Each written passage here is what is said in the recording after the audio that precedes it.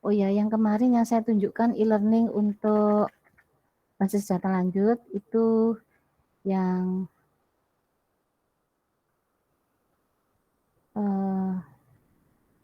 teorinya ya, praktikumnya belum. Untuk yang praktikumnya,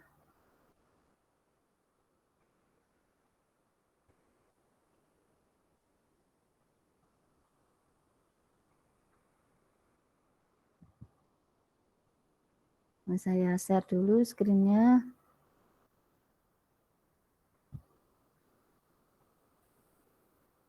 Jadi yang kemarin ini basis data lanjut, ini untuk teori ya. Saya beri di chat, saya tulis di chat, ini ya, saya ketikkan di chat.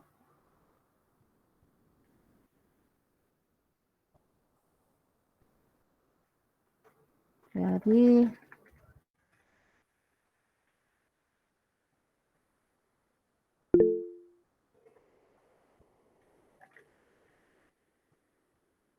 praktikumnya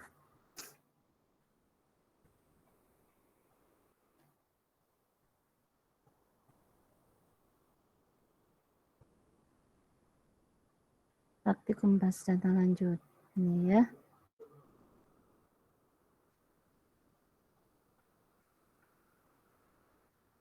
Di sini.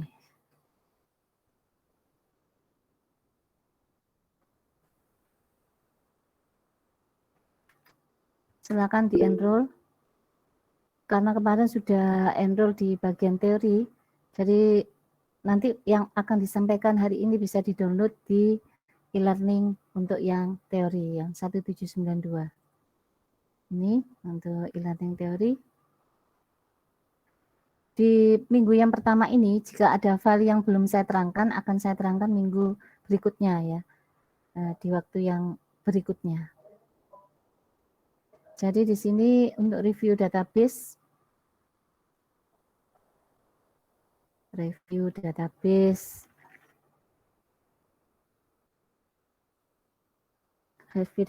ini dibuat oleh Pak Wiratmoko Yuwono materinya, karena saya membuat buku bersama Pak Muko, jadi ada bagian yang dibuat oleh Pak Muko dan ada yang saya buat.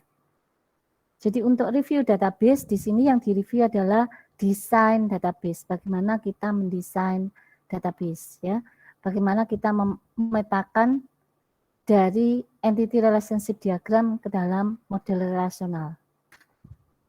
Jadi ER diagram itu digunakan untuk memodelkan struktur data dan hubungan antar data. Dengan ER diagram kita mencoba menjawab pertanyaan seperti data apa yang kita perlukan, kemudian bagaimana data yang satu berhubungan dengan data yang lainnya. Itu kita membuat ERD. Kemudian dari ERD kita petakan ke model fisik. Ya. Jadi ERD itu masih konseptual sifatnya. Setelah dipetakan, maka kita bisa mengetahui tabel-tabel apa saja yang harus dibuat dan direlasikan satu sama lain. Sedangkan di dalam ER diagram, di situ ada dua objek utama, yaitu entity dan relasi. Jadi entity itu apa? Entity adalah objek di dalam dunia nyata. Bisa berupa objek secara fisik, ya, maupun secara konsep. Kalau secara fisik, kasat mata ya bisa dilihat, rumah, manusia, kendaraan, peralatan. Kalau di sistem informasi akademik ada dosen, mahasiswa, karyawan, itu adalah objek secara fisik, entitas ya secara fisik. Sedangkan yang konseptual ada pekerjaan, perusahaan, rencana, kasus, jadwal, dan sebagainya. Itu adalah objek secara konsep atau secara ini ya, bukan secara fisik tapi yang secara konseptual. Kemudian suatu objek itu bisa dibedakan antara satu dengan yang lainnya ya secara unik ya. Jadi misalkan mahasiswa A dengan mahasiswa B ya, mahasiswa si A dengan si B ini pasti punya properti yang membentuk objek tadi secara unik yang berbeda dengan objek yang lainnya. Kemudian setiap objek yang sejenis, artinya objek-objek yang memiliki karakteristik yang sama, misalkan objek tadi punya atribut nama, alamat, NRP, ya, di mana itu adalah merupakan atributnya mahasiswa, maka kalau dikumpulkan jadi satu akan membentuk entitas, himpunan entitas mahasiswa, yang disebut dengan entity set di sini. Kemudian atribut di sini digunakan untuk mendeskripsikan seperti apa objek itu yang mengkarakterisasi objek dan merupakan properti dari sebuah objek. Itu adalah atribut. Nah, ini yang membuat Mak Mugo ya. Ini gambarnya orang di sebelah kiri dan orang itu mempunyai atribut nomor KTP, nama, alamat, tanggal lahir, jenis kelamin, status, nomor HP, dan foto.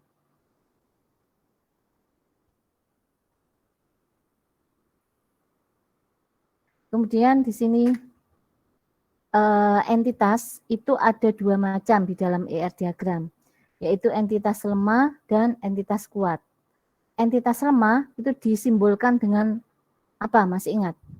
Simbol dari entitas lemah. Ada yang bisa menjawab? Tanda kotak dengan garis putus. Garisnya double ya, bukan putus-putus. Garisnya double ya. Terima kasih sudah jawab. Yaitu simbol kotak, betul ya, garisnya double untuk yang entitas lemah ya, garisnya double. Untuk yang entitas kuat garisnya single ya, single line, jadi garis tunggal. Untuk yang entitas lemah garisnya ganda atau double.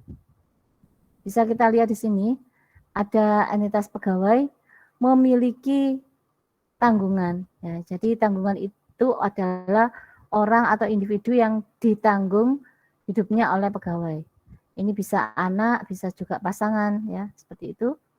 Jadi di sini tanggungan itu merupakan entitas lemah yang bergantung pada entitas yang lebih kuat. Dalam hal ini adalah entitas pegawai.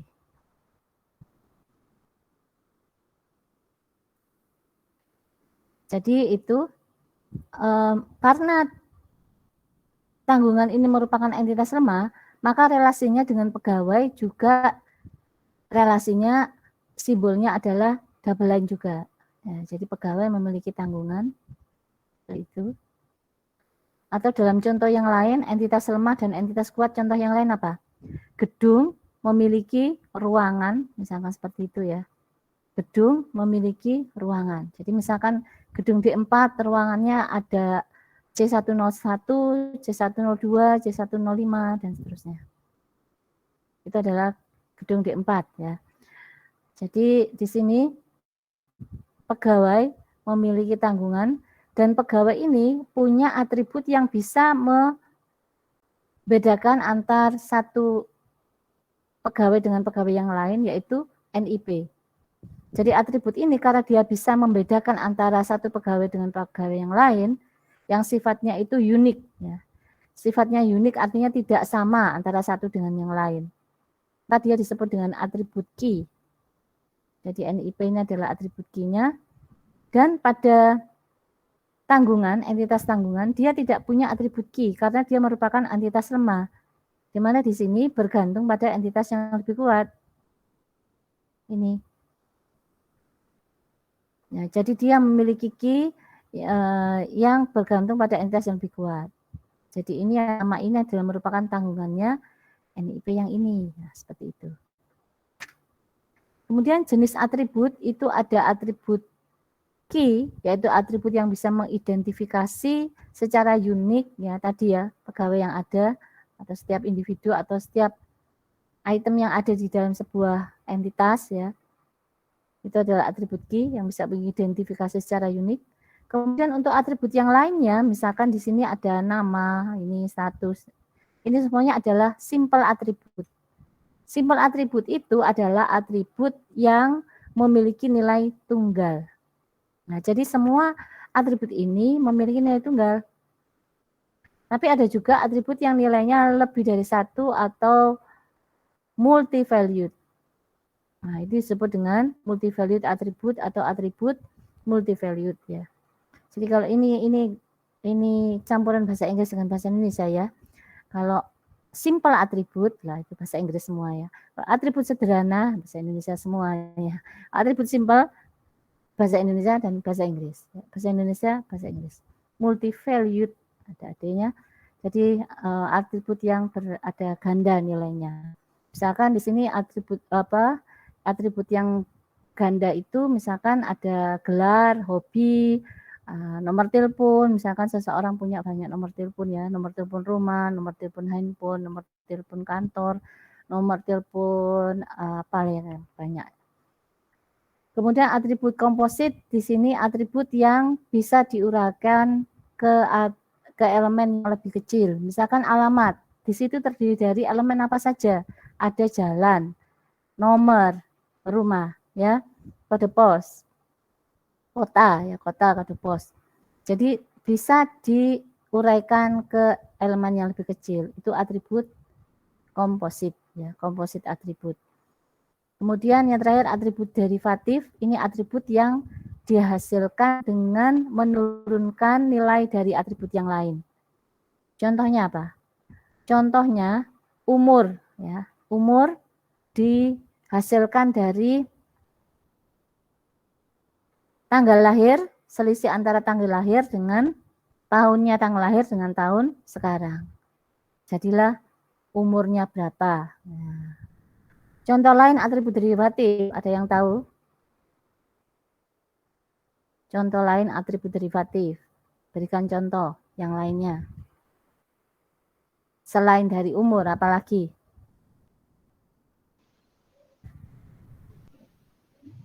Nama bekerja di suatu perusahaan. Ya, nama bekerja diturunkan dari apa ya, tanggal masuk atau tanggal mulai kerja. Iya, betul. Tanggal mulai kerja dikurangi selisihnya dengan tahun saat ini. Saat ini. Ya, berarti kita dapatkan lama bekerja. Betul, bagus ya contohnya. Kalau di skema HR, itu kolomnya namanya apa? Yang ada di employees itu. Pertama masuk kerja itu, kolomnya namanya apa? Nama kolomnya? Kolom mungkin tanggal registrasi. Apa? Nggak, di skema HR-nya Oracle, Oh, ya kan ada tabel employees. Nah, mulai pertama masuk kerja, karyawan pertama kali masuk kerja itu kolomnya diberi nama apa? Di tabel employees. Masih ingat? Saya lupa. Ingat-ingat. Apa? Hire date. Ya. Ya enggak? Hire date. Ya. Iya, Coba Bu. kita, Oh iya, Bu. Ya, kita lihat ya, hire date.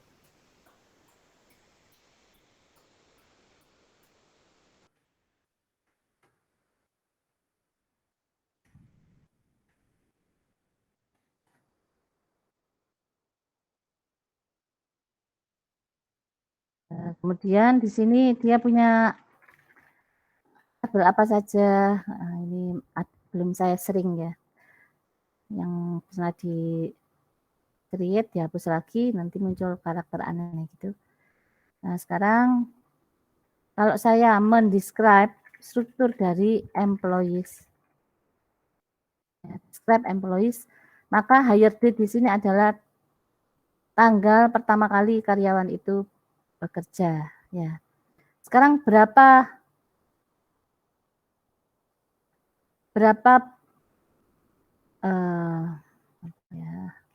berapa tahun karyawan itu bekerja? Bagaimana cara menampilkannya? Select. Ingat apa? Months between, date, hire date, 12. Oh, sorry. From-nya. Oke. From-nya. Nah, ini kan tidak ini ya. Months between, date, hire date from employees. Ini adalah tahun karyawan bekerja. Sekarang Bisa saya berikan misalkan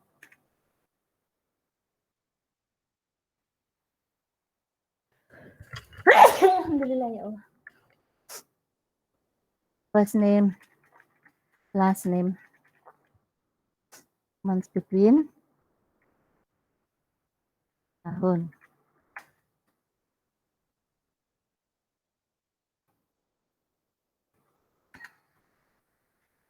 Lama bekerja dalam tahun ya.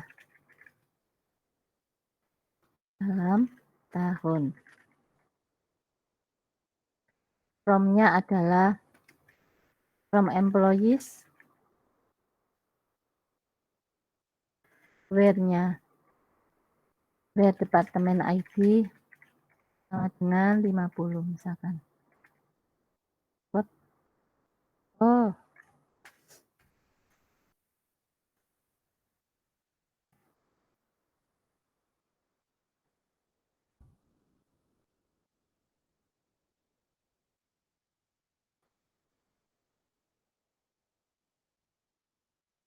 Nah, kenapa nggak mau?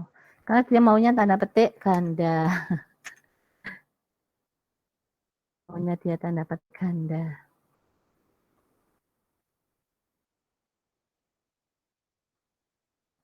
Kalau tanda petik tunggal itu untuk nama ini.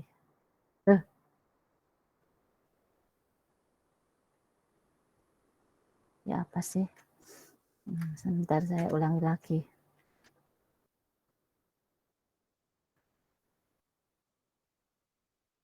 Ini.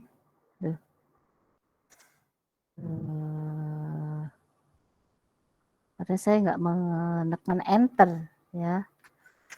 Ya, udah. Last name,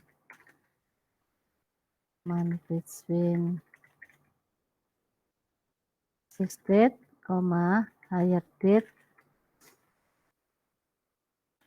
Kalau di SQL developer bisa diedit ya, ini nih.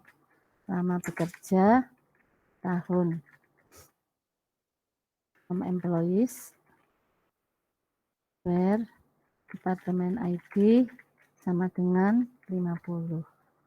Nah, ini adalah orang-orang yang bekerja di departemen ID 50. Banyak ya.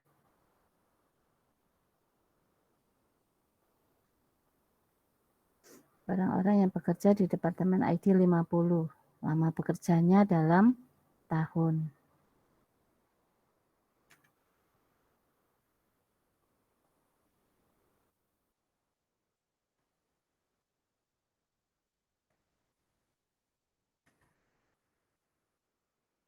Datanya sudah mengalami perubahan. Satu orang.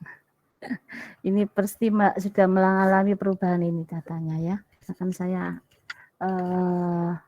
ini install ulang saja HR, skema HR-nya supaya datanya kembali ke data yang asli.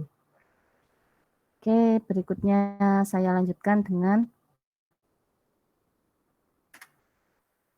ini atribut key, ruang, ID ruang, kapasitas, nama ruang, lokasi.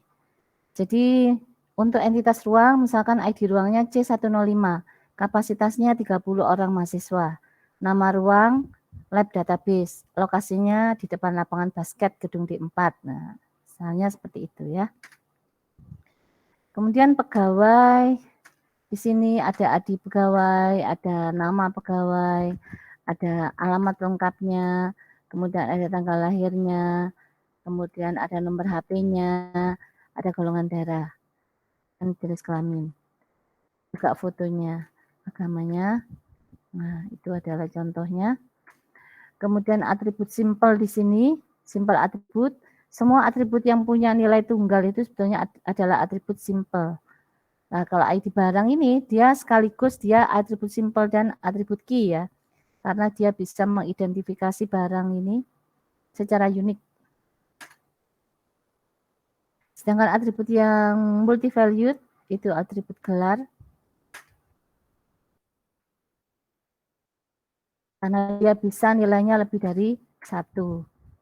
Kemudian atribut komposit, itu adalah atribut yang bisa diuraikan ke elemen yang lebih kecil. Misalkan nama itu bisa diuraikan jadi nama depan, first name, nama tengah, middle name, dan nama belakang, last name.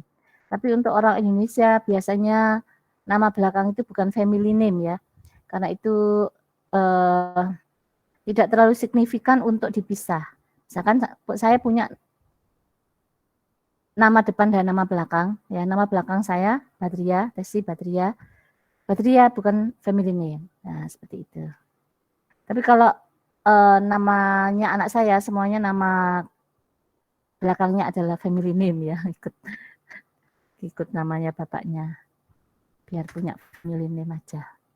Kemudian atribut derivatif di sini adalah atribut yang diturunkan dari atribut yang lain. Contohnya di sini umur, karena dia merupakan derivatif atribut. Nah, di sini diberi garis putus-putus ya. Garis putus-putus itu untuk derivatif atribut. Umur yang diturunkan dari tanggal lahir ya, dan tahun sekarang. Kemudian simbol-simbol R diagram di sini ini mengikuti referensi buku Rames El Masri yang bukunya sampai sekarang pun ada edisi yang kesekian ya. Dia mungkin sudah belasan ya, edisi yang kebelasan. Artinya mulai dari zaman saya kuliah sampai dengan sekarang itu memakai buku itu. Dan di dalamnya isinya berkembang terus ya, mengikuti teknologi database sampai saat ini. Karena itu ada banyak perubahan sesuai dengan teknologi database yang berkembang saat ini. Nah, untuk simbol R-nya ya tetap seperti ini ya. Ada entity, kemudian ini atribut multi-valued, ini relationship, ini atribut yang simple, atribut biasa. Kemudian ini weak entity dan yang ya strong entity yang biasa. Ini entity biasa ini yang entity yang lemah. Kemudian ini kalau dihubungkan dengan relasi untuk ke weak entity. Kemudian ini adalah atribut key, ini multi-valued atribut, ini composite atribut, dan ini derivative atribut. Derivatif atribut. Kemudian derajat relationship di sini ada derajat 1, artinya dia berelasi dengan dirinya sendiri. Jadi manusia itu menikah dengan manusia yang lainnya. Ya. Contohnya derivatif atribut yang lain apa? Misalkan pegawai mengepalai pegawai lain. Nah, seperti itu. Pegawai menjadi supervisor dari pegawai lainnya. Nah, kan dia muter ke dirinya sendiri. Artinya dia berelasi dengan dirinya sendiri. Jadi entitas yang terlibat di dalam relasi ini hanya satu.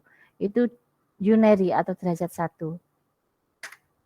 Sedangkan yang derajat 2 itu melibatkan 2 entitas.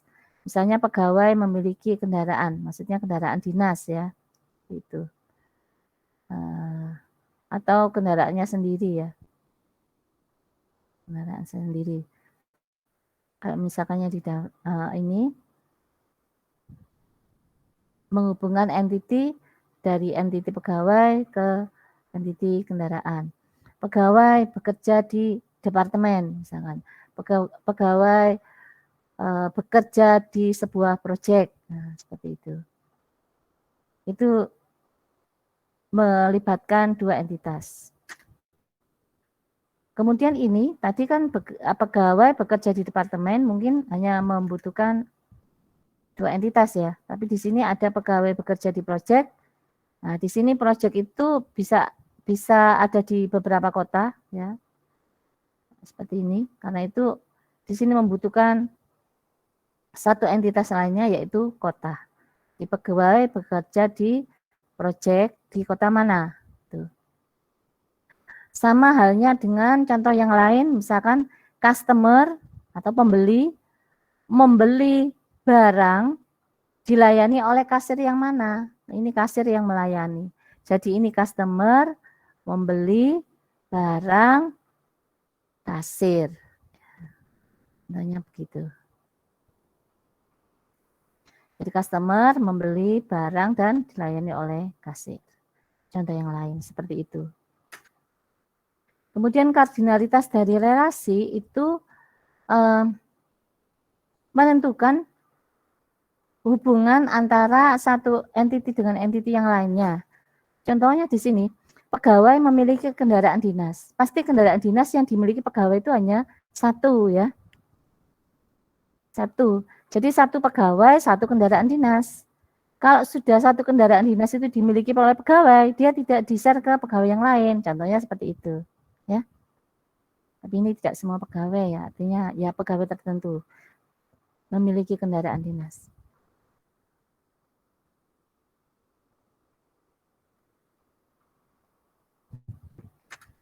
Kemudian one to many. Contohnya dosen mengajar mata kuliah. Ya. Satu orang dosen mengajar banyak mata kuliah. Tapi satu mata kuliah bisa diajar oleh berapa dosen? Kalau one to many ini. Satu dosen. Ya. Maksudnya satu mata kuliah itu sudah terinclude di situ kelasnya ya. Seperti di PENS ya. Tapi di PENS juga ada satu kelas yang diampu oleh lebih dari satu dosen. Berarti kalau di PENS relasinya bukan one to many tapi many to many ya. Many to many. Seperti juga mata kuliah apa ya yang mengisi itu banyak dosen apa ya namanya itu mata konsep teknologi ya. Sudah apa belum konsep teknologi mata kuliahnya? Sudah Bu, semester 1. Oh, yang Semester baru. 1. Sudah semester berapa? Mungkin dulu namanya teknologi informasi. Iya, Iya, itu yang mengajar berapa orang dosen? Satu orang dulu, Pak. Oh, Pak satu Osi. orang ya. Dulu ada konsep teknologi ya, itu yang mengisi banyak dosen sesuai dengan topik risetnya ya. Jadi misalnya seperti saya medical informatics, Pak Iwan Sarip network security.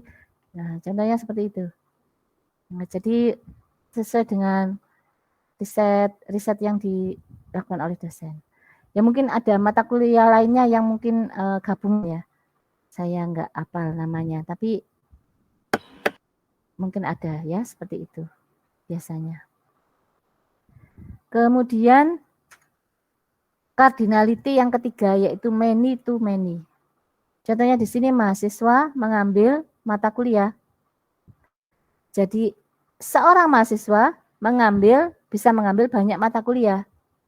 Dan satu mata kuliah itu bisa diambil oleh beberapa atau banyak mahasiswa. Jadi relasinya many to many.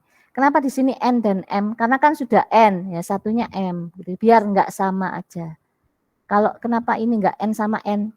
N juga, ya biasanya itu karena ini sudah N, ya ini jadi M gitu. Contoh diagram ER sederhana. Nah, contohnya di sini mahasiswa mendaftar di fakultas atau program studi, ya, di mana setiap program studi atau fakultas memiliki dosen, ya, dan dosen itu mengajar mata kuliah dan mahasiswa mengambil mata kuliah seperti itu. Kalau mahasiswa mengambil mata kuliah kemudian mendapatkan nilai itu diletakkan di mana? Coba pertanyaan saya. Mahasiswa mengambil mata kuliah. Setelah mengambil mata kuliah kan nilainya muncul. Nah, nilai di sini diletakkan di bagian mana? Di mata kuliah. Diletakkan di mata kuliah, entitas mata kuliah gitu. Iya Bu, atributnya. Iya Bu. Berarti satu mata kuliah nilainya sama lah. Kalau diletakkan di entitas mata kuliah. Satu macam mata kuliah nilainya kan sama. Berarti kalau diletakkan sebagai entitasnya mata kuliah. Diambil berarti Bu. Iya.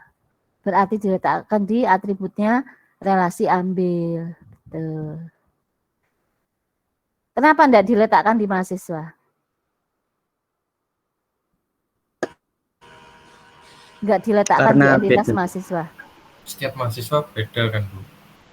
Ya, karena enggak gitu. Karena kalau diletakkan di entitas mahasiswa konsekuensinya apa? Yang terjadi apa?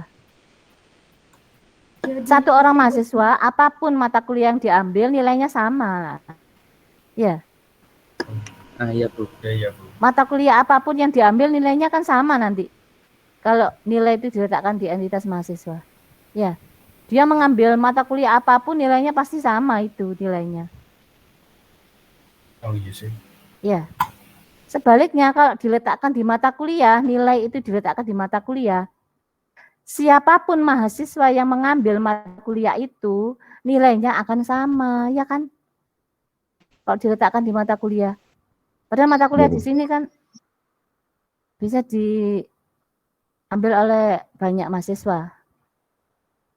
Nah, banyak mahasiswa tadi yang mengambil satu mata kuliah nilainya akan sama. Kalau misalkan nilai itu diletakkan sebagai atributnya mata kuliah. Jadi makanya diletakkan di atribut ambil di sini.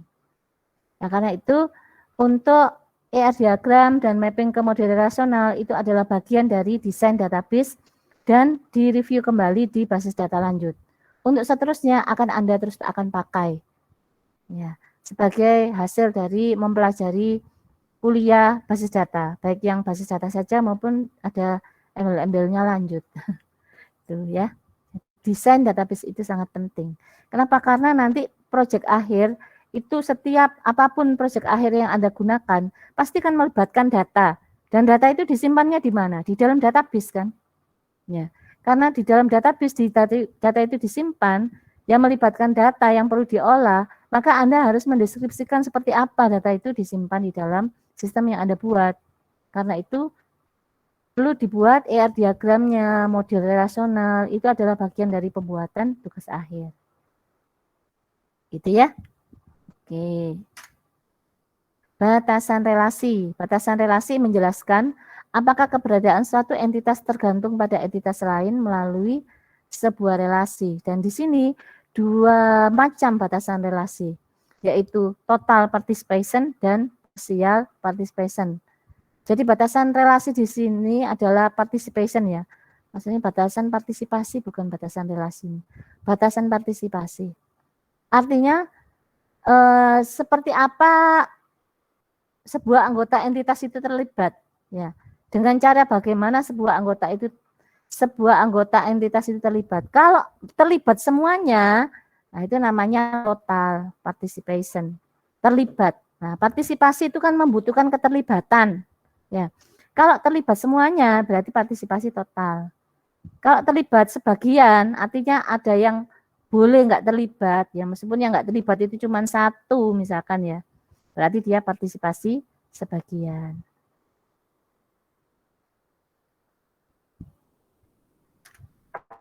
Berikutnya, jadi partisipasi yang total itu dinyatakan dengan garis double. Sedangkan yang tidak total atau parsial dinyatakan dengan garis single. Tapi yang ini garisnya atribut loh ya, yang ini ya, kelas dan semester ini. Nah, maksudnya garis yang dari entitas ke relasi itu loh. Jadi kalau ini sama-sama total. Kenapa sama-sama total? Karena setiap dosen itu pasti mengajar mata kuliah. Nah, karena itu dia partisipasinya dia total. Setiap pegawai bekerja di departemen, partisipasinya total. Apakah ada pegawai yang tidak bekerja di departemen manapun? Mungkin bisa, kalau misalkan pegawai honorer misalkan, tidak ditempatkan di departemen apapun, karena dia masih honorer. Bisa jadi ada juga sistem yang cara desainnya seperti itu. Jadi tergantung dari requirement-nya, kebutuhan sistemnya seperti apa. Kemudian dari sini, dari mata kuliah ke kiri ya dari sini, setiap mata kuliah itu pasti ada dosen yang mengajarkan. Tidak mungkin ada mata kuliah berdiri sendiri gitu, enggak ada dosennya. Ada enggak? Nanti siapa yang nilai? Ya, jadi setiap mata kuliah pasti ada dosennya, karena itu di sini partisipasinya total. Partisipasi sebagian. Dosen mengkoordinir dosen ya. Maksudnya ini gini. Dosen mengkoordinir dosen itu ada dosen yang menjadi kaprodi. Ya. Kaprodinya di 4 siapa? Tahu?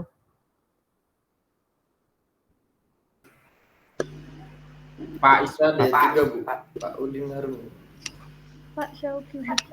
Oh, Pak Syauki ya, Pak. Lagi ya, Pak. Iya. Pak Isa ketua data science kalau. Iya, berarti tanggal masuknya itu pada saat Pak Isbat jadi kaprodi ya. Kemudian diganti Pak Udin Harun pernah. Sekarang diganti lagi Pak Sauki. Ya. Pak Udin Harun jadi kadep sekarang. Iya Bu, ada departemen. Kemudian sekarang kaprodinya di 4 Pak Sauki. Kemudian kaprodinya di 3 Pak Tetap. Rosid. Iya. Iya, Iya tetap. Pak Rosid ya. Dulu Pak Arif ya. Waktu masuk dulu pertama kaprodinya Pak Arif ya. Dulu kita masuk sudah ganti Pak Rosid Bu. Yang Oh. Pak Arif ketiga PJJ Bu. Iya. Oh iya. Heeh. Iya iya. Berarti sudah ganti ya. Oke, ya saya juga kalau nggak diberitahu gitu lupa ya, nggak tahu. Iya. Baik. Jadi di sini dosen koordinir, dosen itu artinya dosen menjadi kaprodi dari dosen yang lainnya. Ya. Karena tidak semua dosen menjadi kaprodi, karena itu di sini adalah parsial, tidak semua dosen menjadi kaprodi. Tapi ada satu dosen, ya jabatan kaprodi ini, koordinir jabatan kaprodi ini pasti dipegang oleh satu dosen. Tidak ada misalkan jabatan kaprodi di 4 kosong gitu, tidak ada yang memegang sama sekali, tidak mungkin. Ya, karena itu di sini relasinya partisipasinya total dengan parsial. Kemudian kalau partisipasinya total dan parsial, nah di sini cardinality-nya one to many. Kenapa cardinality-nya one to many? Satu dosen bisa mengkoordinir banyak dosen yang lain. Ya, satu orang dosen menjadi kaprodi beberapa dosen. Ya, misalkan kaprodi di 4 menjadi kaprodi di jurusan IT, ya. Dosen-dosen di jurusan IT. Berarti kan one to many. Tapi di sini untuk kaprodi di jurusan IT, misalkan kaprodi di 4 di jurusan IT, dipegang oleh siapa? Kan dipegang oleh satu orang. Karena itu di sini one. Dipegang oleh satu orang. Jadi dia bisa mengapali banyak orang, tapi satu jabatan dipegang oleh satu orang. Ya. Jadi partisipasinya parsial dan total, kemudian kardinalitasnya one to many. Demikian juga untuk yang pegawai dengan tanggungan ya, masih ingat tadi ya, pegawai dengan tanggungan.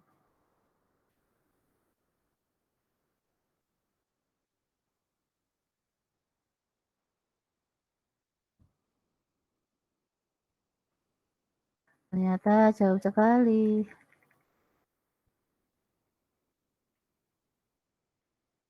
Ini ya. Saat di sini pegawai memiliki tanggungan. Partisipasinya parsial apa total? Ini dengan ini. Total Bu. Yang ini?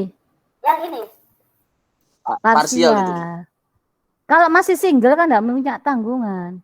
Berarti di sini parsial ya kan? Kalau yang ini? Partisipasinya total apa parsial? Dari tanggungan ke sini. Total Bu. Kenapa? Total. Total. Jangan sampai parsial ini ya. Kalau parsial berarti artinya apa? Parsial berarti artinya ada tanggungan yang tidak punya hubungan apapun dengan pegawai. Berarti sundupan lah. Dari mana dia ada sebagai tanggungan? Kalau tidak ada yang menanggung, ya kan? Ya. Jadi dari pegawai ke sini parsial, dari tanggungan ke sini total. Parsial, total. Kardinalitasnya bagaimana? Ini berarti ini masih belum lengkap ya. Ini penggambarannya masih belum lengkap karena ini wajib hukumnya ini total ini. Ini parsial. Ini masih belum lengkap ini gambarnya. Kardinalitasnya apa? One to one to many to many. One to many, Bu. One to many. One to many. Berarti ada tanggungan. Tanggungan itu mesti ikut salah satu pegawai, ya. Tapi kalau bapak ibunya bekerja di perusahaan itu, jadi di sini pegawai, ya ikut bapaknya gitu ya maksudnya. Ikut salah satu ya artinya tanggungan di salah satu. Sebagai dependen di biasanya mengikut dependennya tanggungannya ayahnya, nah, seperti itu. Ya. Kelas ini semester 3 ya. Semester 3. Saya di IT itu kebetulan punya alamat yang sama dengan dosen IT karena suami saya Pak Iwan Syarif ya. Tapi kemarin tuh ada acara apa ya? Acara. Nah itu yang mengirimkan itu apa itu maksudnya? Parcel ya. Parcel Mohon maaf, Bu. Mohon izin, kebetulan saya yang ngirim. Oh ya. Saya kok merasa ya. Sepertinya ada di kelas ini. Padahal nggak ada yang ngasih tahu. Ya. Pak Irwan Sumarsono. Pak Irwan Sumarsono bukan Pak Iwan Syarif. Itu alamatnya. Sampai apa itu mau saya kirimkan ke Pak Irwan. Jadi sampai Lebarannya berlalu itu nggak berani makan. Enggak, Bu. Pak Itu Irwan. Pak Iwan waktu itu salah ambil, Bu, teman-teman, Bu. Jadi punyanya Pak Irwan dikasihkan ke Pak Iwan. Nah, itu. Pak Iwan masuk ke Pak Irwan.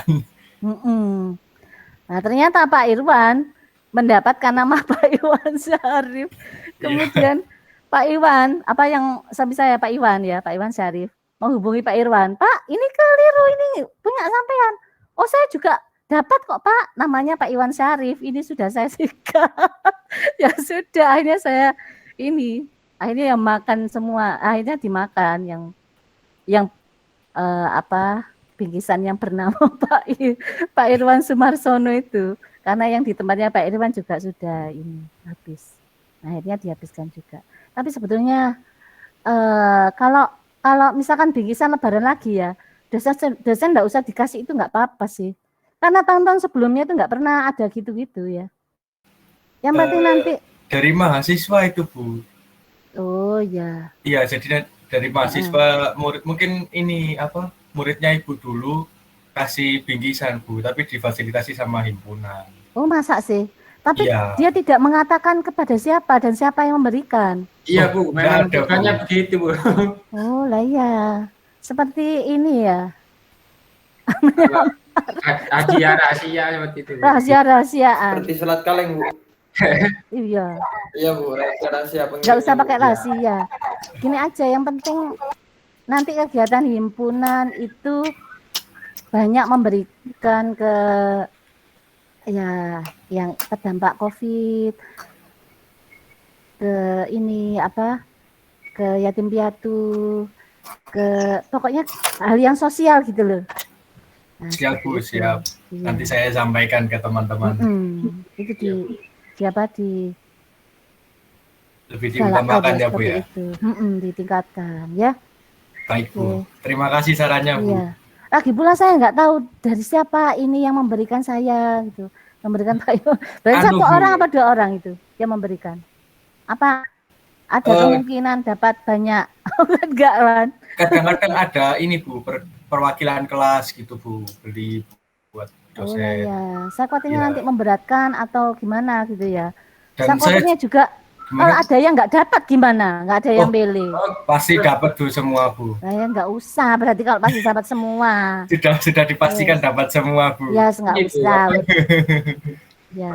Prosedurnya itu kita kayak memberikan flyer ke seluruh kelas. Kayak misal ini dari himpunan ada bingkisan, ada paket bingkisan, misal paket 1, 2, 3 kayak gitu. Nah, mungkin dari kelasnya ada ide gimana kalau kita ngasih BTS misal kayak gitu.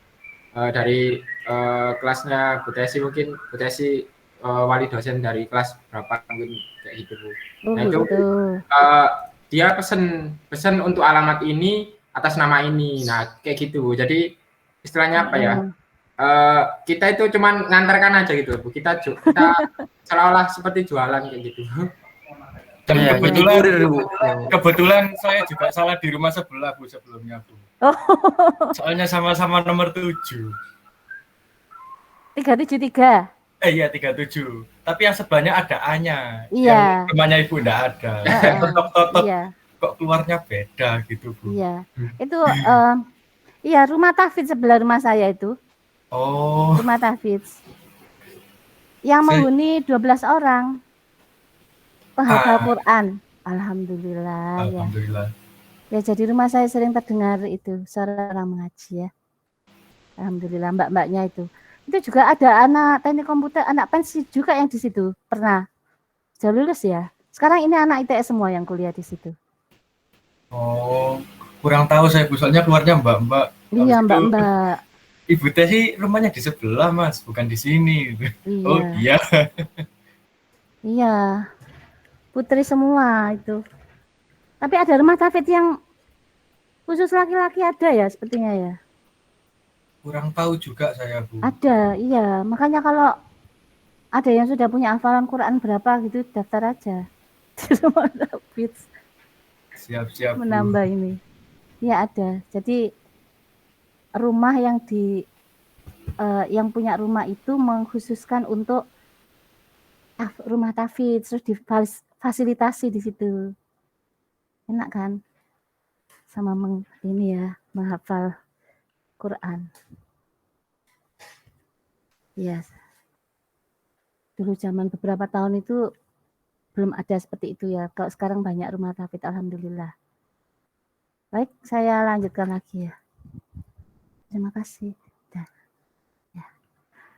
Oke, saya lanjutkan sekarang ini. Ini sudah jauh tadi ya. Sampai di sini tadi. Jadi yang pegawai dengan tanggungan, tadi yang penting Anda tahu kalau ini belum lengkap ya. Nah, ini belum lengkap ya. Jadi ini parsial, ini total, kemudian one to many. Ya, one to many. Kemudian sama seperti yang ini ya, parsial, total, kemudian one to many. Kemudian mapping ERD. Jadi mapping ERD itu di sini ada algoritmanya 1 sampai 6. Tapi kalau misalkan Anda tidak menggunakan algoritma ini tidak apa-apa karena sebenarnya mapping itu bisa dilakukan secara intuitif. Intuitif itu artinya yang penting kita memastikan bahwa data yang disimpan itu adalah konsisten. Gitu. Data itu konsisten dan mapping itu sebetulnya kan bagaimana data itu dibentuk dalam struktur yang baik penyimpanannya. Artinya tidak banyak redundan dan tidak banyak nilai yang kosong atau null value. Ya, nanti akan saya contohkan.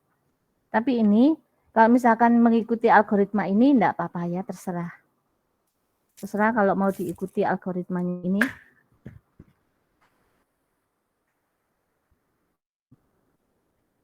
Di sini ada entitas kuat. Kemudian ada atribut komposit. Jadi di dalam entity, sebuah entity, kalau ada atribut komposit, maka yang dimasukkan itu hanya elemen-elemennya saja, bukan yang membentuk itu. Contohnya, kalau ada nama depan, nama tengah, dan nama belakang, maka yang dimasukkan itu nama depan, tengah, belakang, bukan nama. Ya, contohnya ini. Nah, kalau ini otomatis ya. Kalau sudah nama depan, inisial, nama belakang, ya iya, nama ini nggak usah pakai lagi ya. Nggak usah pakai dimasukkan lagi. Itu algoritma pertama. Kemudian algoritma yang kedua di sini untuk setiap entitas lemah yang dimiliki oleh entitas kuat, contohnya tadi ya, pegawai dengan tanggungan tadi. Buat tabel baru entitas lemah yang memasukkan semua atribut sederhana entitas lemah. Jadi semua simpel atribut dimasukkan di entitas lemah, ditambah dengan atribut key dari entitas kuat, plus foreign key yang diambil dari primary key-nya entitas kuat. Jadi dia ditambah dengan atribut key yang ada di entitas kuat. Digabungkan dengan salah satu atribut yang ada di entitas lemah yang bisa mengidentifikasi setiap tanggungan itu. Setiap tanggungan yang ditanggung oleh pegawai yang sama. Apa yang mengidentifikasi? Yaitu namanya, ya kan? Kan nggak mungkin ada pegawai yang menanggung 2 orang yang punya nama yang sama, kan nggak mungkin. Meskipun orang kembar juga namanya sendiri-sendiri, ya kan? Ya kan itu. Kalau kita memetakan ini, ada entitas kuat dan entitas lemah, maka pertama kita buat tabel pegawai, ya jelas buat tabel pegawai yang jadi atribut key-nya nomor KTP. Satunya lagi buat tabel tanggungan. Buat tabel tanggungan ada nama, jenis kelamin, tanggal lahir, hubungan. Yang jadi ini yang jadi atribut key-nya adalah merupakan atribut key dari pegawai, dari entitas yang kuat, plus nama. Jadi ini kurang ini atribut key-nya, mestinya nama dikasih garis red.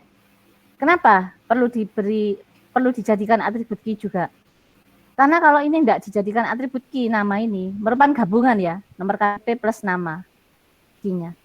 Kalau ini enggak dijadikan primary key juga, nanti berarti setiap orang pegawai, satu orang pegawai hanya bisa menanggung 1 orang.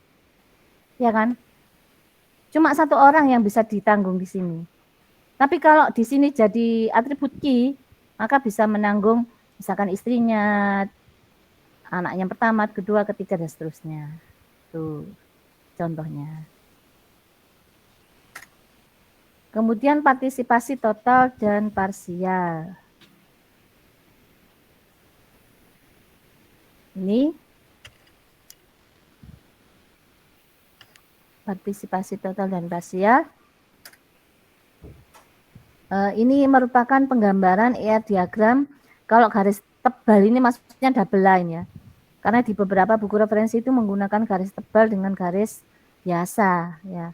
Garis tebal ini menggambarkan double line-nya.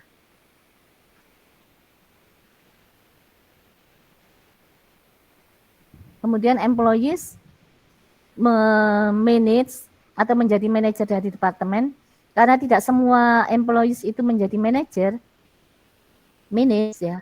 Karena itu di sini parsial. Yang ini setiap departemen pasti di-manage oleh 1 orang employees, maka di sini total. Setiap employees works in, bekerja di departemen. Sejak kapan? Since hire date. Jadi untuk relasinya, ya relasi antara 2 entity itu bisa sama-sama partisipasi total, bisa sama-sama total, kemudian bisa sama-sama parsial, atau salah satu total dan salah satu parsial gitu maksudnya. Jadi ada 3 kemungkinan. Nah, 3 kemungkinan ini nanti setiap ini punya rule yang berbeda ya, punya akibat yang berbeda. Kalau sama-sama total, maka tambahkan semua simple atribut dari entitas yang lain. Pilih salah satu, tambahkan semua simple atribut dari entitas yang lain. Itu kalau sama-sama total. Kalau sama-sama parsial, pilih salah satu, tambahkan foreign key dari primary key entitas yang lain. Tapi kalau misalkan salah satu partisipasinya total atau partisipasinya parsial, maka tambahkan foreign key dari primary key entitas yang lainnya. Pilih yang partisipasinya total, kemudian tambahkan foreign key dari primary key entitas lainnya. Nah, coba di sini Anda perlu membuat contoh ya untuk mengimplementasikan 3 kondisi ini, sama-sama total, sama-sama parsial, salah satu parsial atau total. Nah, itu gampang ya, bisa dicari dari contoh-contoh yang sudah ada sebelumnya. Tapi kalau misalkan kita tidak mengikuti algoritma ini pun ya, kalau menurut saya ya, yang penting adalah konsisten dan strukturnya baik ya, seperti itu.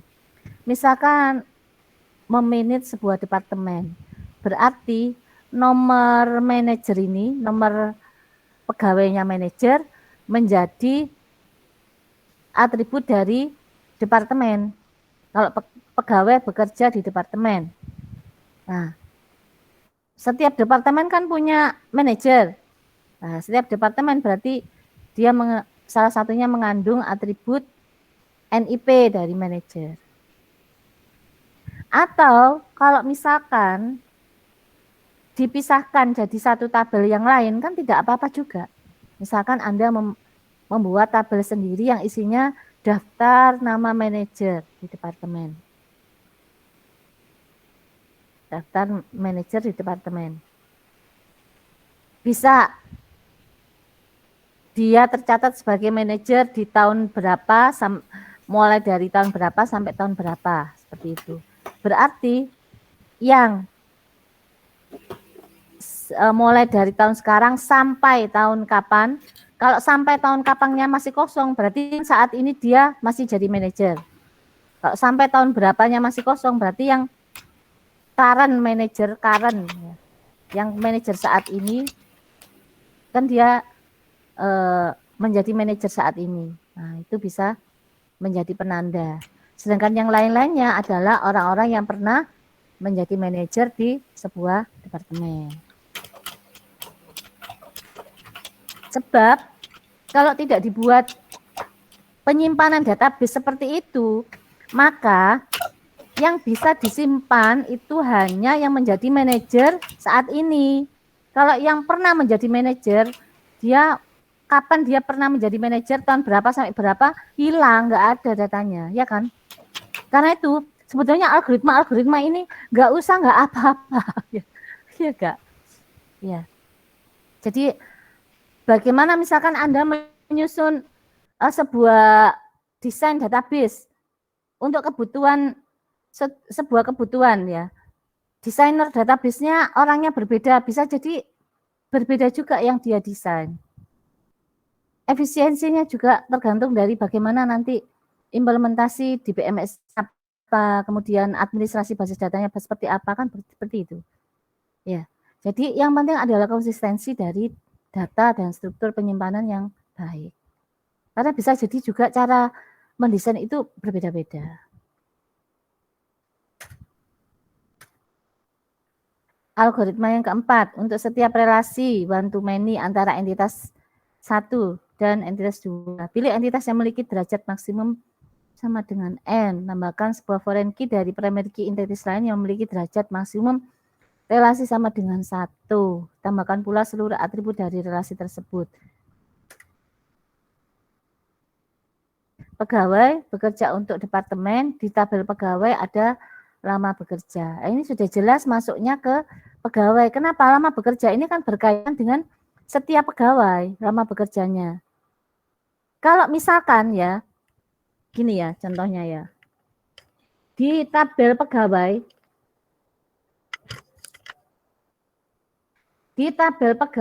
itu ada hire date kan, kalau di HR ya. Di employees-nya HR itu kan ada hire date. Nah, misalkan pegawai itu hire date-nya mulai bekerja kapan, terus dia saat ini bekerja di pekerjaan apa, job ID-nya ya, job ID, dan kemudian departemen tempat dia bekerja. Nah, itu bisa jadi ada perubahan ya. Bisa jadi ada perubahan job ID-nya dia. Nah, kalau misalkan dia berganti job ID, berganti pekerjaan, informasi pekerjaannya yang lama disimpannya di mana kalau di HR? Ada yang tahu? Informasi pekerjaan yang pernah dilakukan oleh pegawai. Kalau dia sudah tidak melakukan pekerjaan tadi, kemudian disimpannya di mana?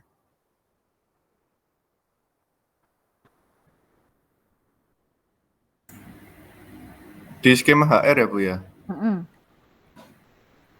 Oh, ini mah SQL saya. Apa ya? Gimana?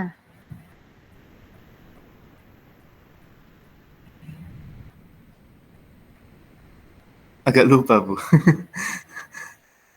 Select bintang from tab. Mana? Ini sudah nggak asli juga ini HR saya.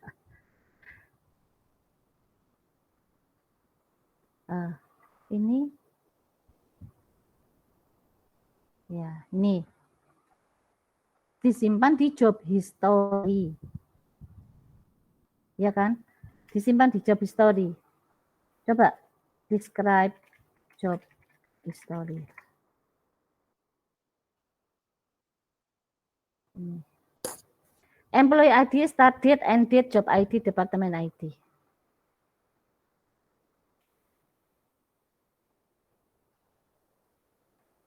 Nah, ini ditampilkan select employee ID, job ID from job history,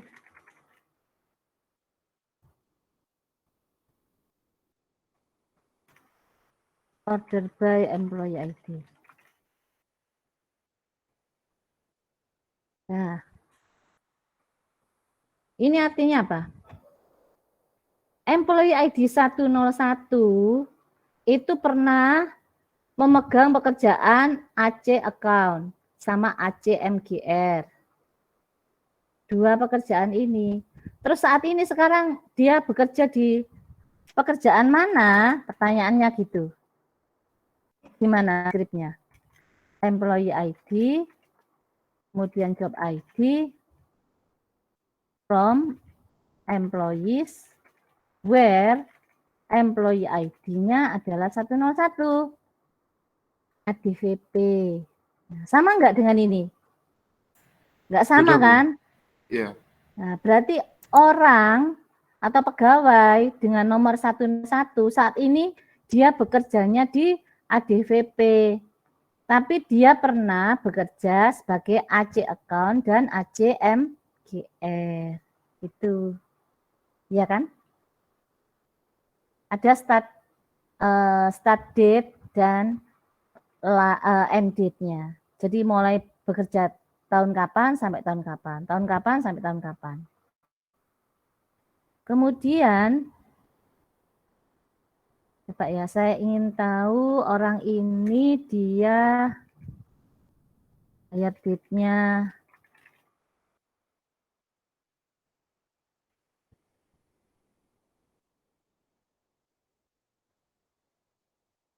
hire date-nya 21 September 89.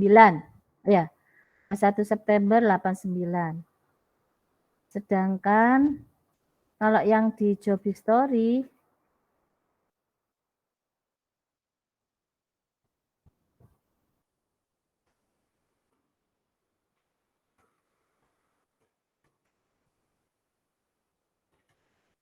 where employee ID sama dengan 101. Nah, ini. Mulai tahun 21 September 89, dia kan hire date-nya itu. Sampai saat ini pun hire date itu enggak berubah, ya. Hire date-nya itu. 21 September 89. Mulai 21 September 89, dia masuk perusahaan, bekerjanya di AC account dulu. Sampai tahun 27 Oktober 93. Ya, 4 tahun dia bekerja di AC account. Kemudian setelah itu pindah pekerjaan. Nah, ini kan tanggalnya cuma selisih sehari kan?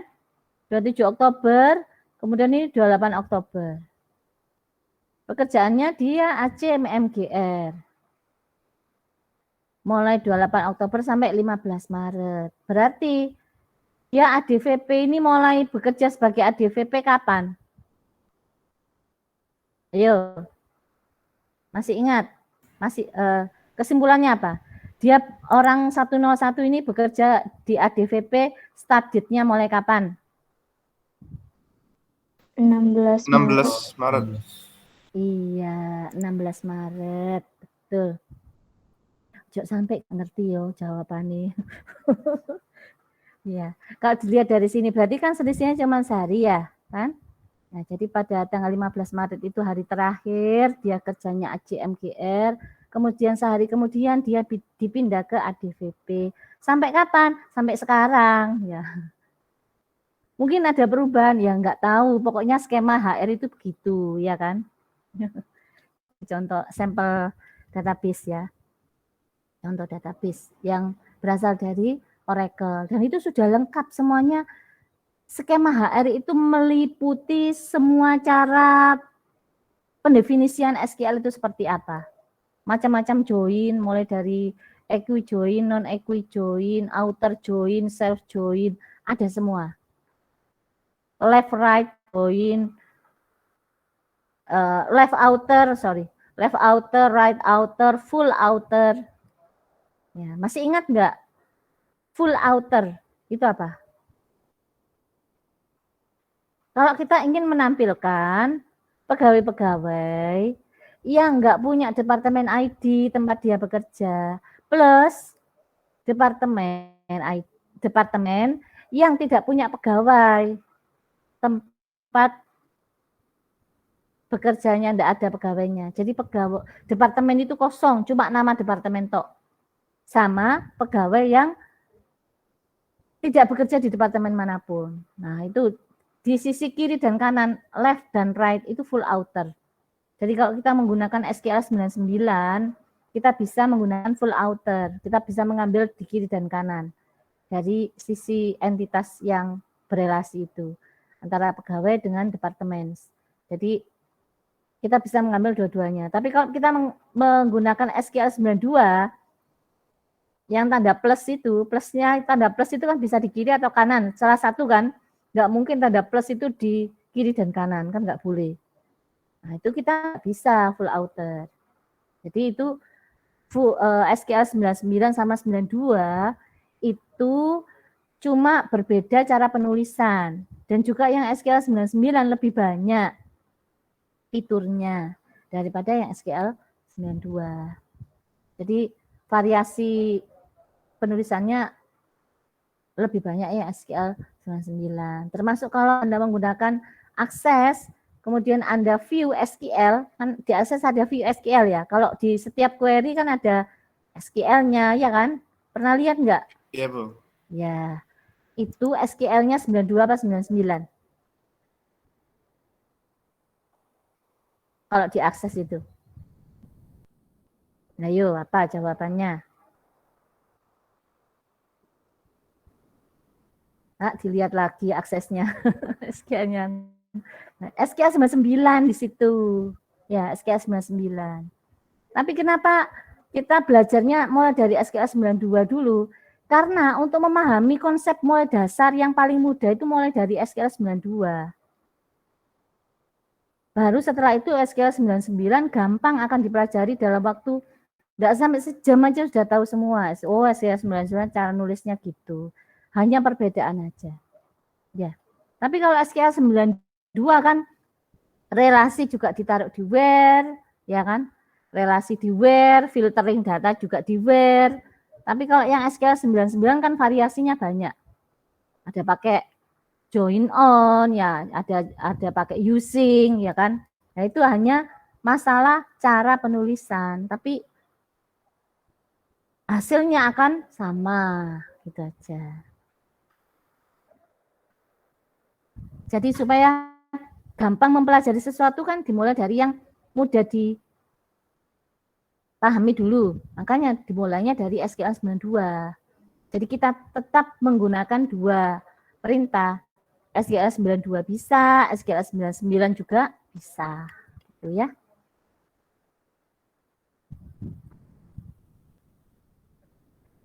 ini ya tadi ya.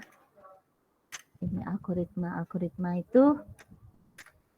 Kemudian tapi misalkan ya Anda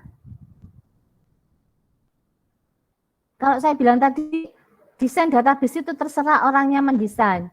Tapi di sini dengan catatan desainnya nggak salah ya. Kalau misalkan desainnya salah, tetap juga akan salah desainnya. Misalkan di sini ya, ditentukan seorang pegawai itu bisa menanggung lebih dari 1 orang. Ya nggak boleh yang jadi primary key-nya itu cuma nomor KTP saja, nggak boleh. Harus nomor KTP plus nama. Sebab kalau misalkan dia bisa menanggung lebih dari 1 orang, berarti nama itu juga masuk sebagai key juga digabung dengan nomor KTP, mestinya gitu. Jadi meskipun tergantung dari desain database itu, desainer database, tapi tetap ya nggak boleh salah gitu ya. Nanti kalau misalkan tergantung nggak berarti seenak-enaknya sendiri kalau misalkan nggak ada batasan harus benar itu ya kan.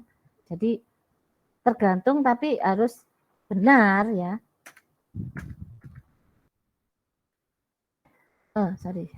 Algoritma 5. Many to many. Ini langsung aja ya. Ini banyak sekali yang digunakan ya many to many. Misalkan customer membeli banyak barang. Misalkan ada postes praktikum membuat aplikasi.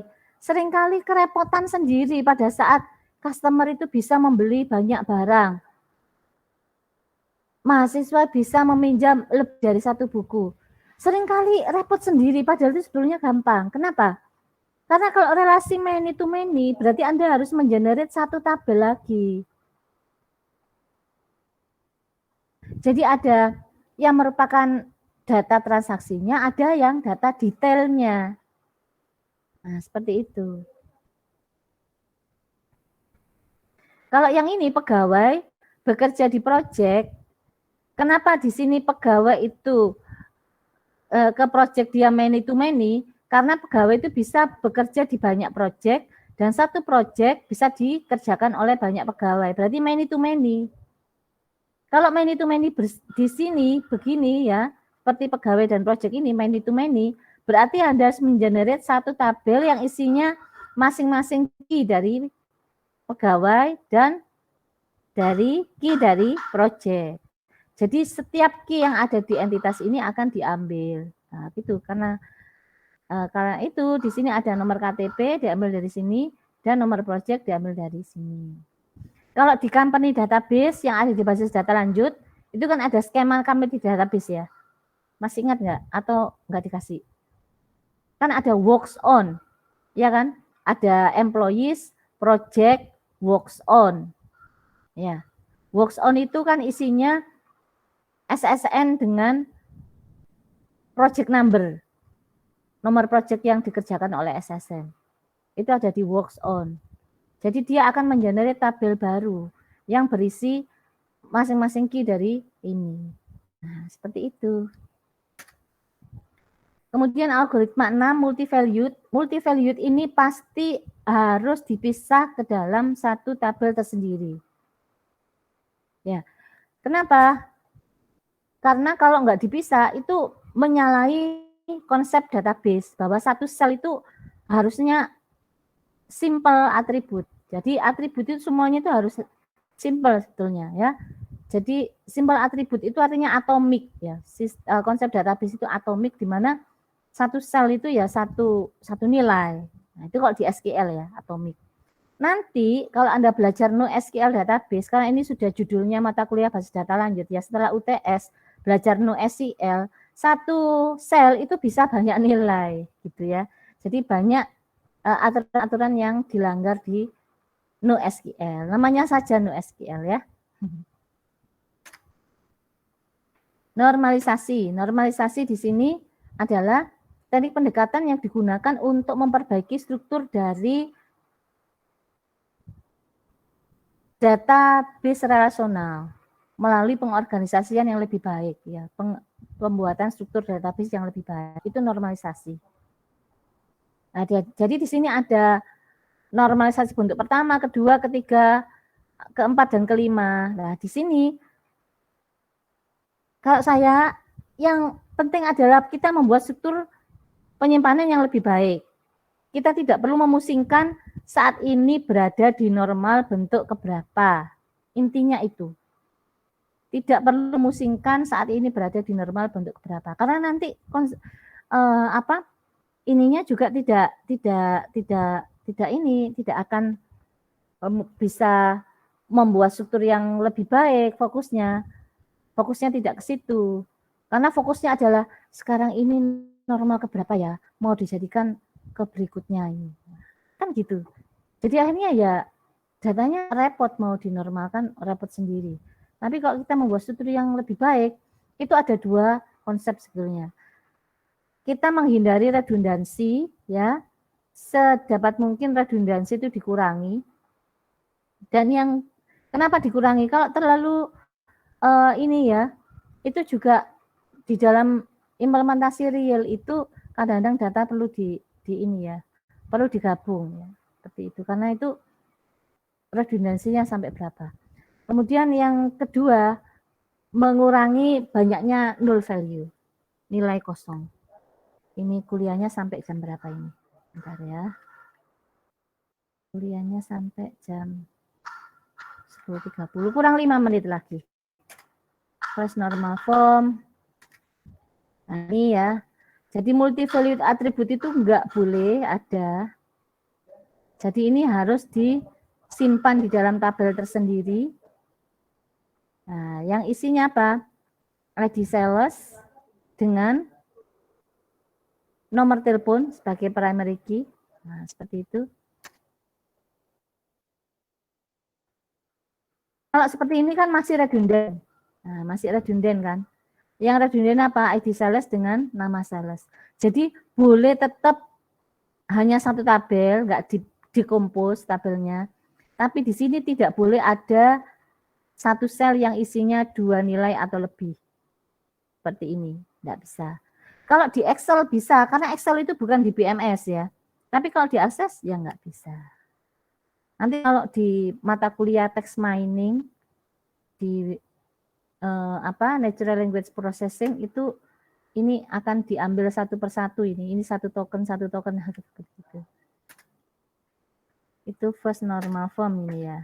Nah, ini seperti ini, ada buku yang pengarangnya lebih dari 1 orang. Nah, kalau misalkan pengarangnya lebih dari 2, kalau ini kan mengakomodasi 2 orang pengarang ya. Kalau pengarangnya lebih dari 2, nambah lagi ini, ya repot kan? Karena itu di sini perlu dinormalkan. Dinormalkan seperti ini. Kalau misalkan ada buku yang dikarang oleh 10 orang, berarti ada kolom ISBN tahun terbit, ya, ISBN dan tahun terbit yang berulang sebanyak 10 kali karena 10 orang pengarangnya. Nanti kan berbeda-beda ya orangnya, ID pengarangnya dan nama pengarangnya, seperti itu. Nah, daripada berbeda seperti itu, misalkan ini belum lagi judul bukunya apa, kan belum dimasukkan di sini judul buku, tambah panjang lagi penyimpanannya. Karena itu flat table, semua informasi yang dimasukkan ke dalam satu tempat itu flat table itu tidak dianjurkan. Karena pasti akan ruwet ya semuanya kalau dimasukkan dalam satu tempat. Jadi harus didekompos. Jadi bentuk normalisasi ini akan mendekompos tabel supaya bisa memiliki struktur yang lebih baik. Nah, ini kan kalau yang ini disebut dengan second normal form ya. Jadi ada kolom yang tergantung nilainya dari kolom yang lain seperti ini. Jadi biaya ini nilainya tergantung dari modul. Modulnya apa, biayanya pasti itu. Nah, kalau gitu ya lebih baik dia dibuatkan sendiri tabelnya. Tabel modul dan biaya. Jadi tabel yang isinya item, modul, dan biaya sendiri. Jadi supaya dia tidak berulang berkali-kali. Seperti ini ya kan. Kalau VB.net kan ya kita sudah tahu 250.000. Lah ini nggak perlu ditulis lagi mestinya, ya kan? Nah, ini dimasukkan ke dalam tabel baru saja yang isinya modul dengan biaya. Jadi di tabel ini cukup mengisi modul saja. Jadi artinya normalisasi itu memperbaiki struktur dari tabel dengan membuat dekomposisinya. Mendekompos artinya memecah tabel itu menjadi jumlahnya lebih banyak. Kalau relasi many to many itu minimal tambahnya adalah satu tabel lagi. Kenapa minimalnya satu? Ya bisa jadi dia perlu 2 tabel atau 3 tabel dan lain-lainnya ya. Ya kan? Modul dan biaya disimpan di dalam tabel tersendiri. Karena ini sudah pasti ya. Kalau VB.net ya sekian pasti itu. Prolog sekian, B6 sekian. Nah, daripada dia dimasukkan ke sini ada informasi yang berulang-ulang kan seperti itu. Jadi dibuatkan tabel tersendiri. Normal form, kemudian BCNF, ada juga ini. Untuk 4F dan 5F kan tidak di ini kan. Jadi artinya apapun bentuk normalnya berada di posisi normal keberapa itu tidak perlu kita ini kan. Yang penting adalah bagaimana kita membuat struktur tabel itu menjadi lebih baik daripada soal yang diberikan. Ya, kalau ada soal ini coba normalisasikan data yang disimpan di sini. Nah, itu Anda bisa menjawabnya. Latihan soalnya tiap kelompok merancang sistem database. Bisa bebas perpustakaan, toko buku, rental mobil, rental film, rumah sakit, bioskop, laundry, dan lain-lainnya. Misalkan seperti itu ya. Kemudian buat laporan berupa proposal pembuatan sistem database, meliputi yang pertama deskripsi sistemnya, rancangan ER diagram, kemudian dari ER diagram dipetakan ke model relasional. Di dalamnya model relasional itu kita relasikan antara satu tabel dengan tabel yang lain. Dan di dalam ER diagram sudah terdefinisi participation constraint, yaitu total dan parsial tadi, dan juga cardinality, ya, apakah one to many, atau many to many. Nah, seperti itu. Tapi ini latihan soalnya adalah latihan soal mandiri dan tidak perlu dibuat sebagai tugas. Oke. Jadi ini referensinya dan itu adalah review desain database. Untuk berikutnya waktu praktikum kita akan mulai dengan menggunakan Power Designer. Oke. Materinya adalah penggunaan Power Designer.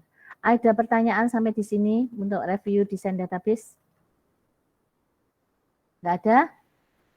Bu, saya ada pertanyaan, tapi enggak berkait itu sih, Bu. Lebih ke yang Oracle-nya, Bu. Iya. Tadi kan Ibunya kan mencoba untuk connect ke HR ya, Bu. Ini saya coba kok belum bisa ya pakai. Iya. Coba berikan perintah ini. Coba berikan perintah ini. Alter user. Ini masuk ke sys dulu ya. Connect. Masuk ke sys. Connect sys DBA. Passwordnya adalah pada saat install Oracle, sys itu dikasih nama password apa. Kemudian setelah itu alter user HR identified by HR account unlock. Karena secara default HR itu di lock. Jadi sebetulnya dia ada tapi dikunci sama Oracle. Jadi setelah di proses instalasi itu enggak langsung bisa digunakan HR-nya. Jadi harus dibuka dulu kuncinya dengan perintah ini. Ya. Coba Ibu, ini saya connect dulu. Connect assist coba ya, Bu, saya share screen aja. Oh, saya ini share setelah screen, ini Anda ada kuliah apa sih? Nyambung enggak? Ada sih, Bu. Sebenarnya nyambung. Mungkin 10, ini 30 juga? Iya. Ya, kalau gitu segera out aja ya. Nanti Iya. akan saya selesaikan di share screen sampai bisa connect. Insya Allah akan bisa connect. Gampang itu, masalah kecil. Ini di copy aja dulu. Oh, ini saya kopikan di sini ya. Chat.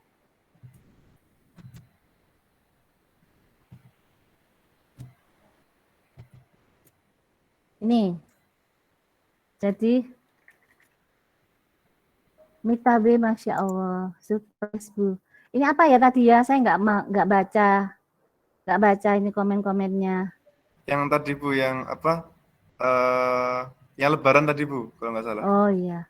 Tapi saya pikir-pikir gini, mungkin kalian sadar menguntungkan karena yang dipeseni oleh orang yang ini ya, misalkan kakak kelas atau yang ini, itu kalian kan yang dipeseni itu mendapatkan keuntungan, jadi saling menguntungkan. Cuma masalahnya yang dikasih itu loh, yang dikasih kan dosennya sendiri, sedangkan yang berhak itu ya yang ini, maksudnya yang lebih membutuhkan itu apa orang-orang yang kekurangan gitu loh maksud saya. Koneksi SCCDBE. Kemudian setelah itu ini SQL ya. Saya itu masukkan passwordnya, masukkan passwordnya apa. Kemudian berikan perintah ini. Baru setelah memberikan perintah ini Anda connect ke HR. Ya, Anissa, tanya apa? Maaf Bu, kepencet. Kepencet, ya. Aku juga. Bu, saya mau tanya, Bu. Ya, apa? Ya, ini ada error at line 1 gitu, Bu, tulisannya. Bu. Iya, Setelah nanti saya di alta. diselesaikan aja ya. Kalau ada kuliah lagi praktikum. Baik Bu. Nanti Bu, mengganggu baik, Bu. kuliah berikutnya kalau nggak segera sign out ya. Baik, Bu, baik. Ya, ya. Nanti salah satu yang sudah menginstal Oracle, bagaimana cara koneksinya, saya pandu dari sini di share screen-nya, salah satu orang ya. Ya karena ini kuliahnya nggak offline itu apa, jadi repot ya. Tapi masing-masing harus punya Oracle sendiri-sendiri ya yang diinstal. Biar tahu gitu, punya Oracle diinstal di komputernya atau laptopnya gitu. Ya nanti membuat aplikasi enak, aplikasi Oracle atau aplikasi Oracle dengan PHP yang berbasis web gitu misalkan. Sudah ya, saya cukupkan sekian dulu kuliah untuk hari ini. Assalamualaikum warahmatullahi wabarakatuh. Waalaikumsalam. Terima kasih Bu.